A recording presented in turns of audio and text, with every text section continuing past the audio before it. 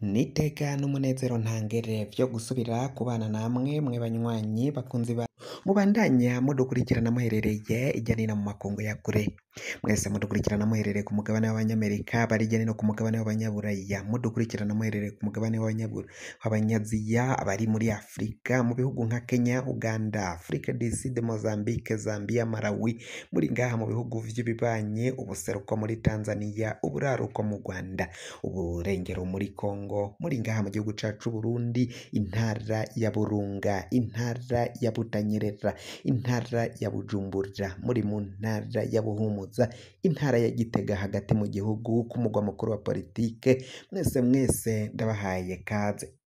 Fyonda subscribe niba ukoresha ururimi rw'icongereza canke niba ukoresha ururimi rw'igifaransa urafyonda sabone, hama uraca uja ngaha iburyo urafyonda no kwa kantu kameze nk'agakengeri, amakuru ibiganiro dutohoza umwanya ku mwanya bizoja bigushikira aho uzoba uherereye hose kw'isi. Amakuru agezweko reka tuyatangurire mu gisata ca politike n'umutekano, aho vyose tuza kubivuga ko icarimwe, aho rero umuntu adasanzwe akorana n'iperereza bikaba biboneka ko ari we yoba yarafatishije Rabe, umumenyesha makuru Rabe yafashwe ahenzwe n'abo mw'iperereza nyine.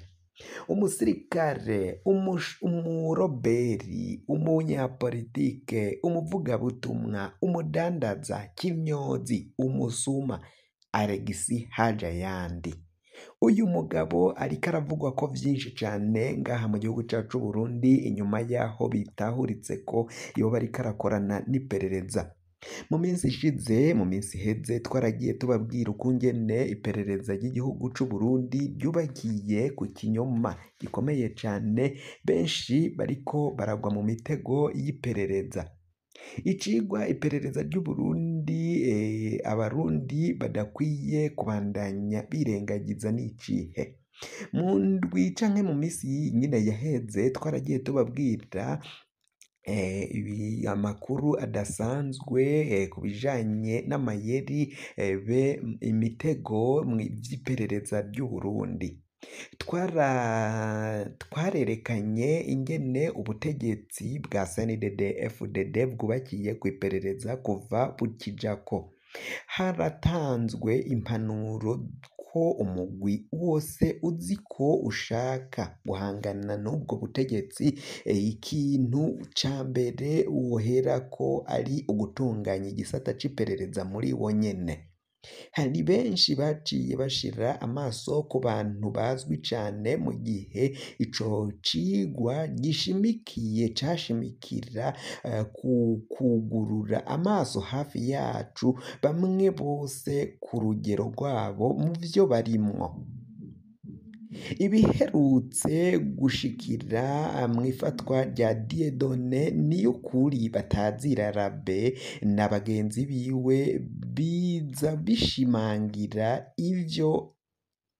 iyo mpanuro nyine, izo mpanuro twagiye tubaha zo kugurura amaso, zo kutagira umwe wese wopfa kwizigira uko wiboneye kose. Iyi nkuru yerekanye umukozi w'iperereza Alegisi Hajayandi. Inkuru yiwe irasa cane n'iy'umuhisi Lambert Bitangimana yakoreshejwe cane n'iperereza ryo ku kirimba ca Perezida Nkurunziza, aratuma abatari bake bicwa abandi baranyuruzwa. Yakoreye cane mu bihugu nka Kenya na Uganda, birangira canke bihera nawe yishwe n'iperereza muri Ndamukiza mu mwaka w'2017. Twizera ko Alegisi Hajayandi nawe atazohabwa impembo nk'iyahawe Bitangimana yagandaguje benshi ngaha mu gihugu c'u Burundi, Bitangimana Lambert. Uyu Hajayandi Alegisi we yoba ari muntu ki? Ubuzima bwa Alegisi Hajayandi burimwo ibipfungu vyinshi, kumbure abazosoma canke bazokumviriza iyi nkuru turiko turabatunganiriza, inkuru turiko turabashikiriza, inkuru iriko iraca ngaha kuri iyi mboneshakure yanyu kandi yacu, gushira turagira ngo dushire umuco ku buzima nyine bwa Alex Hajayandi, nubwo hariho ivyo tutatoye ku bijanye n'ubuzima bwa Hajayandi. Abo baba barakuranye canke bafise umuco bazodufasha kugira ngo tuwushireko. Ibipfungu canke igipfungu ca mbere kiri ku mamuko ya Alex Hajayandi, aho yoba akomoka. Bamwe batwandikiye batubaza batubwira ko avuga ko yoba yaravukiye mu ntara ya Rutana, ariko nta muntu yashoboye kumenya neza nyene zina aho mu Rutana, aho yoba avuka, aho yoba yamuka uyu Alex Hajayandi. Hari abavuze ko izina abavyeyi bamuhaye rishobora kuba atari Alex Hajayandi, ariko nta numwe yashoboye kuvuga irindi yoba yarigeze kuba yitwa. Abo baba muzi kuva mu buto, abo binjiranye mu gisirikari bodufasha kuronka umuco, nizomvu twavuze ko tutawufise wose, kuko ariyita amazina yarabaye, namwe muravyumviriza, n'umugabo adasanzwe nyine afise ibipfungu vyinshi ku buzima bwiwe. Alex Hajayandi yarabaye mu gisirikari ca kera ex-FAB. Benshi mu batwandikiye bavuze ko yavuye mu gisirikari mu mwaka w'2005. Ntituzi neza ko ari wo mwaka yakiviriyemwo n'impamvu yabitumye.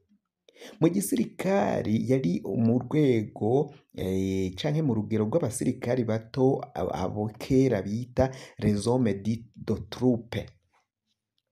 Avuye mu gisirikari, Alex Hajayandi yagiye kuba mu ntara ya Bubanza.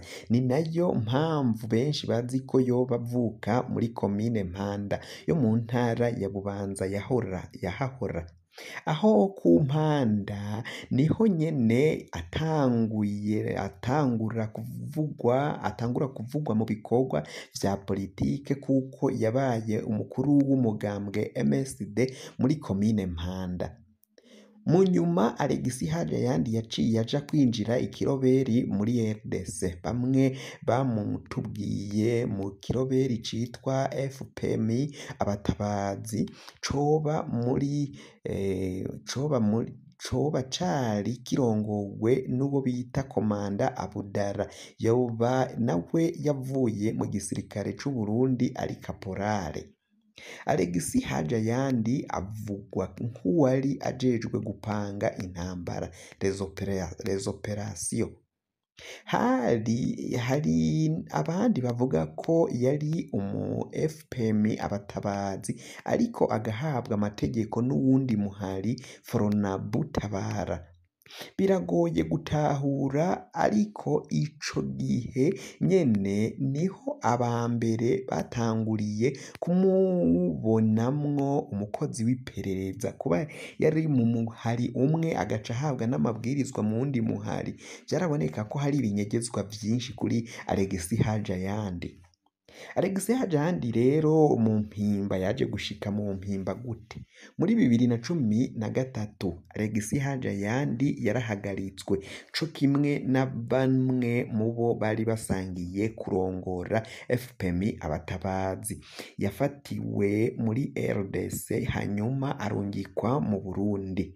Amasoko yacu avuga ko muri ivyo bihe hari ivyo yakoranye n'umukozi w'iperereza azwi cane ngaha mu gihugu c'u Burundi, Joseph Mathias Niyonzima batazira Kazungu. Murazi benshi yagandaguye, yaranyuruje, yarishe, yarivye, yarononye. Uyu Mathias Nkoroka Kazungu, Murantunge Kazungu, yarakoze amabi menshi, murayazi namwe. Ibohero rikuru rya Mpimba yarimazemwo imyaka 5 kuva muri 2013 gushika muri 2018. Ni kiringo yamenyanye n'abantu benshi batavuga rumwe n'ubutegetsi bwa CNDD FDD.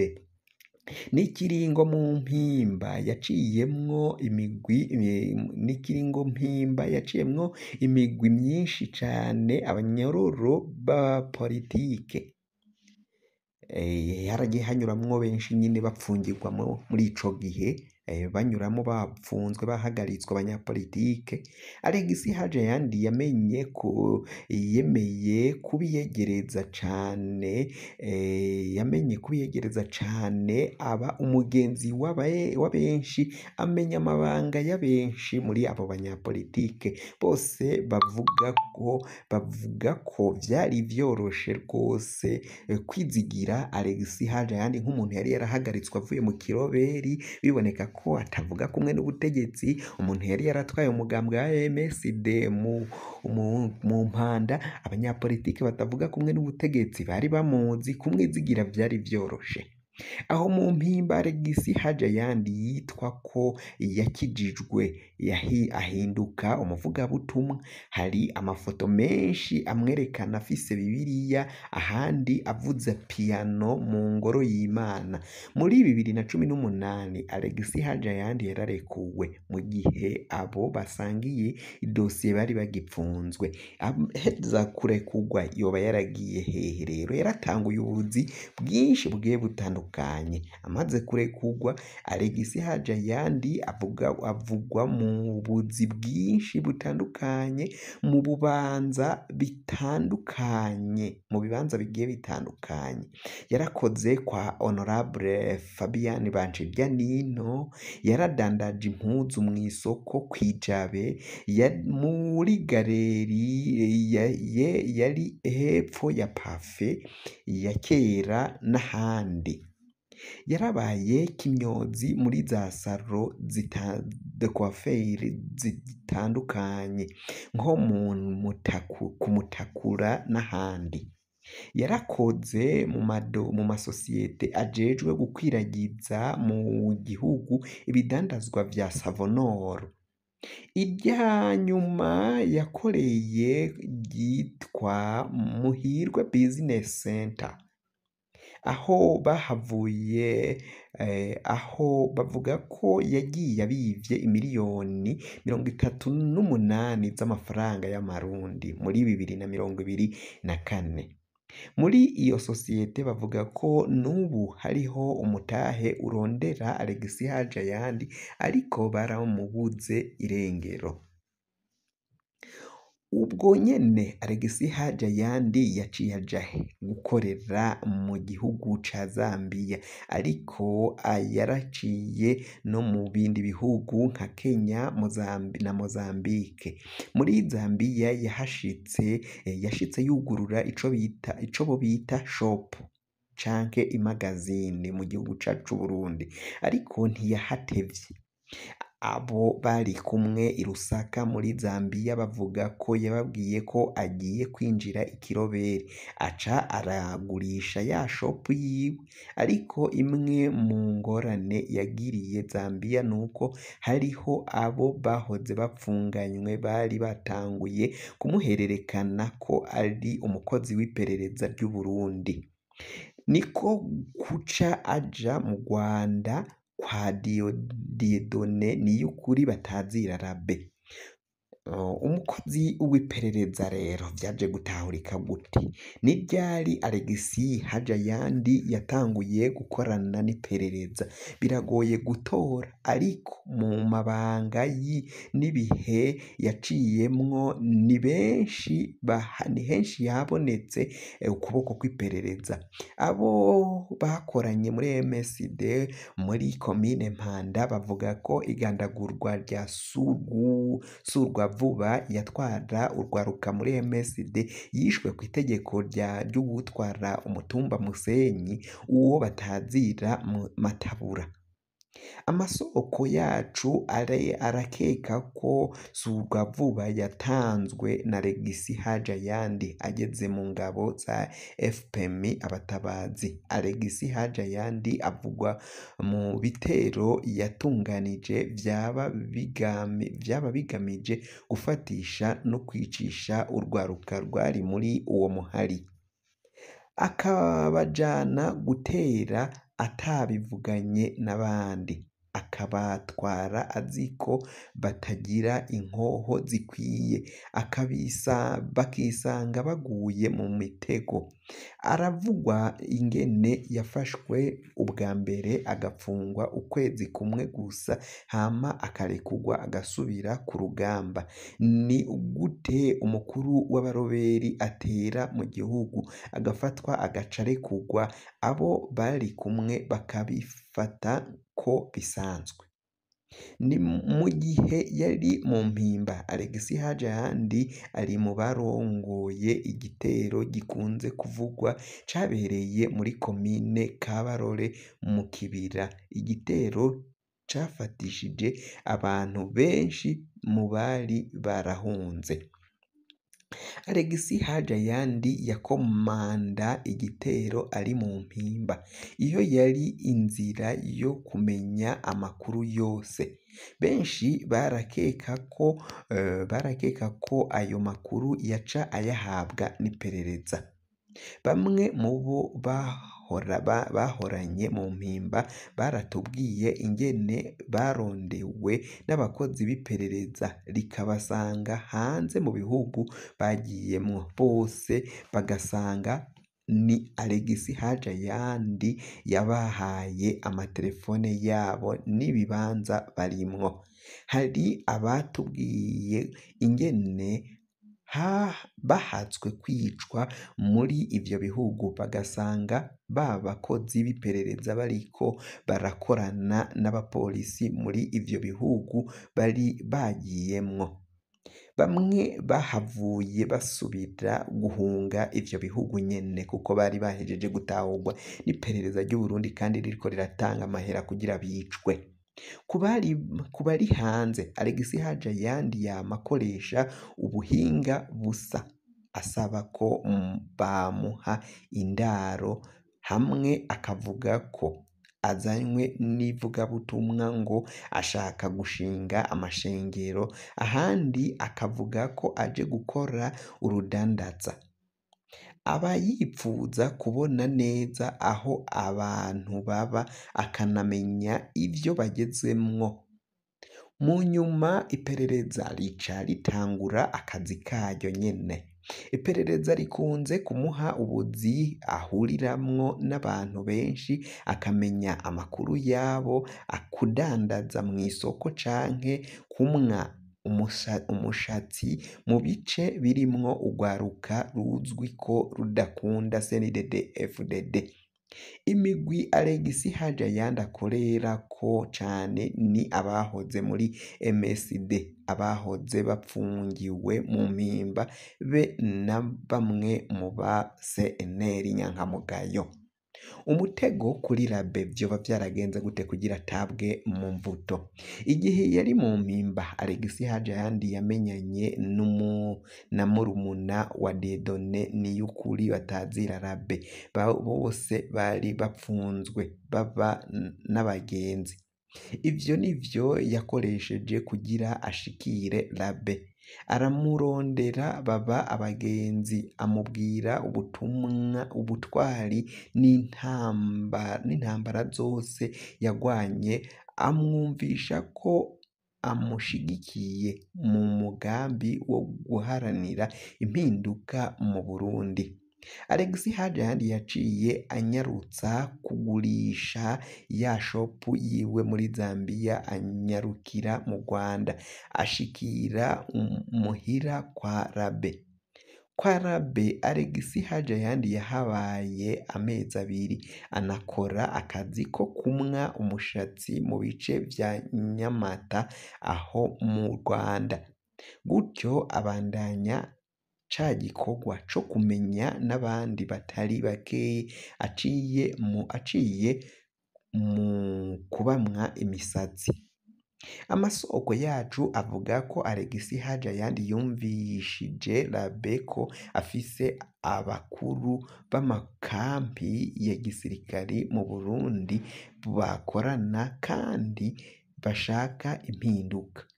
Boba baranatelefonye baravugana na Labe. nuko harubakwa umugambi udasanzwe wo kubaka impinduka, ariko cari ikinyoma cubatswe n'iperereza.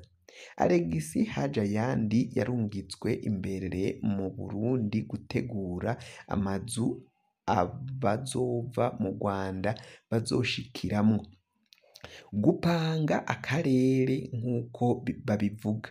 Ico Rabe na bagenzi biwe boba batamenye nuko Alegisi Hajayandi yashitse afatisha abantu bari mu Burundi bari basanzwe mu bo bakorana na Rabe. Kugeza ubu nta n'umwe azi ubuhinga bwakoreshejwe kugira bumvishe Dieudonné Niyukuri batazira Rabe ngo yemere kwinjira mu Burundi ku munota wa nyuma. Ico bikoze, Rabe na bagenzi biwe bashitse mu Burundi barumiwe, basanga uwo bari bizeye yari umukozi w'iperereza akomeye. Bose barabacakira, Alegisi Hajayandi arorera. Aho bari bashitse baha Alegisi Hajayandi imodoka yo mu bwoko bwa Toyota Vox ngo niyo aza gukoresha mu kunguruza abantu. Mu nkuru zikurikira tuzobasangiza bimwe mu binyoma Rabe na bagenzi biwe, tuzobabwira n'ivyo ubutegetsi bw'Uburundi bushaka gukoresha iyi dosiye ya Rabe na bagenzi biwe. Impanuro twoha abatwumviriza n'abadukurikira, turasubiriye gusemerera Abarundi nimukanure. Benshi murakikujwe n'abasumyi b'urusaku b'iperereza ry'Uburundi. Uyu Alegisi Hajayandi ari mu bantu baja hano ku mbuga ngurukanabumenyi bakaraba abagize ico bavuga kitaryoheye ubutegetsi, agaca abandikira ngo bamenyane, ngo yakunze ivyiyumviro vyabo, akababaza ibitari bike biberekeye. Bagenzi, mugire ubwenge. Iyo umuntu akanuye abantu nk'abo arabamenya. Mwirinde gutanga amabanga yanyu, mwirinde kwizera abo mutazi, ariko kandi ntimwemere kuba mu bwoba ngo ba Alegisi Hajayandi bababuze kuba ico muri co, ariko mwirinde imitego yabo. Ntihahambaye kumenya Alegisi Hajayandi nk'uko benshi bavyibaza. Hahambaye kumenya uko abameze nkawe bakora, umuntu akamenya kubirinda. Iperereza rirakoresha cane abo bantu bigira abakozi b'Imana. Iperereza rirakoresha cane abakora ubuzi buhura n'abantu benshi, salon de coiffure, abunguruza abantu mu mabisi, amamoto n'amakinga, abadandaza za rimikashi, burya benshi n'abakozi b'iperereza. Abakora mu bubare, burya abakobwa mubona beza babigeme, benshi n'abasumyi b'urusaku b'iperereza. Abakobwa badandaza umubiri, badandaza amagara, n'abandi benshi n'abasumyi b'urusaku b'iperereza. Wibuke ko iperereza rikeneye amakuru yawe, rikurungikira umuntu azasa n'abari mw'iryo perereza nyine, bagira ngo bagushikeko, bagukuremwo, bagusumemwo urusaku, nk'uko amakuru abandanya kugenda abishikiriza. Amakuru tubandanya kubatohoreza. Mwirinde abasumyi b'urusaku benshi ngaha mu gihugu cacu c'Uburundi. Natwe baraturondera, ariko baratubuze ingene bashobora kudutahura no kudushikako. Kugira ngo amakuru mene nk'aya aza gushikira, wafyonda subscribe canke ugafyonda sabone hama ugaca uja ngaha iburyo ugafyonda no kwako kantu kameze nk'agakengeri. Amakuru, ibiganiro dutohoza umwanya ku mwanya bizoja bigushikira aho uzoba uherereye hose kw'isi. Mwe mwahejeje gufyonda subscribe kandi tukaba tubakengurukira cane. Amakuru yacu nakagaruka, nagahwane. Mwese ndabikebanuye. Amakuru yacu naho ubutaha.